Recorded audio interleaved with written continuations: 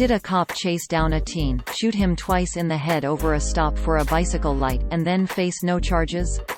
No, that's not true. While Mount Pleasant, Wisconsin, Police Sergeant Eric Giese did initially try to stop Tyrese West because his bike did not have a required light at 1:30 a.m. on the morning of June 15, 2019. The shooting happened as 18-year-old West was reaching for his gun after a chase and struggle with Sergeant Giese, according to the investigative report. The story originated from an article where it was published by the Free Thought Project on October 1, 2019 under the title "Cop Chases Down Teen, Shoots Him Twice in the Head Over Stop for a Bicycle Light, No Charges." It opened, quote, "In the land of the free, police can and will detain and extort you for improper bicycle lighting. If you try to escape this extortion, you can be mowed down by a police cruiser, mauled by a police K9, or, as the following incident illustrates, you can be shot in the head and killed. What's more, the officer who does attempt to maim or kill you will almost never be held accountable as they are just doing their job." Tyrese West, 18, was shot and killed by Mount Pleasant Police Sergeant Eric Giese in June over this very matter. West had not harmed anyone and was merely targeted for extortion by Giese because he didn't have a light on his bicycle while riding at night. Because he was shot in the head and killed, we will never know why West decided to run that night, but he likely didn't want to be extorted, kidnapped, or hurt.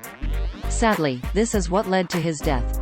End quote. This is what social media users saw.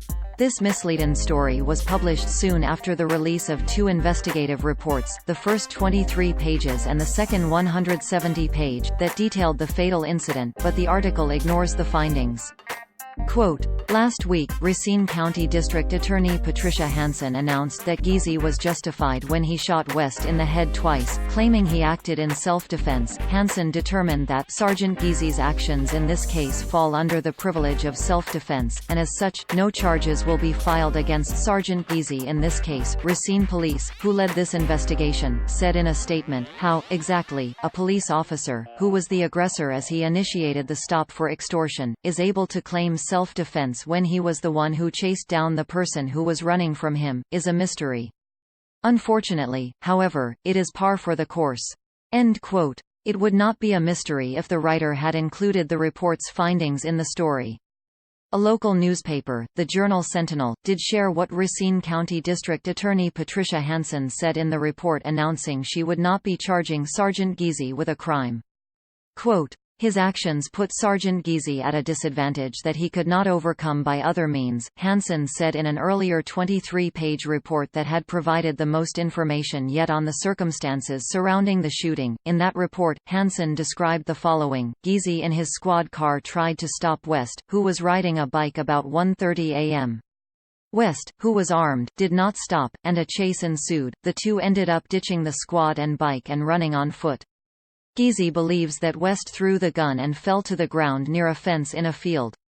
Giese stood over him and stepped on West's hand to try to stop the teen from reaching the gun on the ground.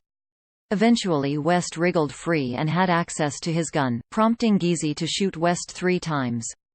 End quote. The DA's report also revealed that West had a run-in with police hours earlier when he was in a stolen car chased by police, although Sergeant Giese was unaware he was the same suspect when he tried to talk to him about the missing bike light.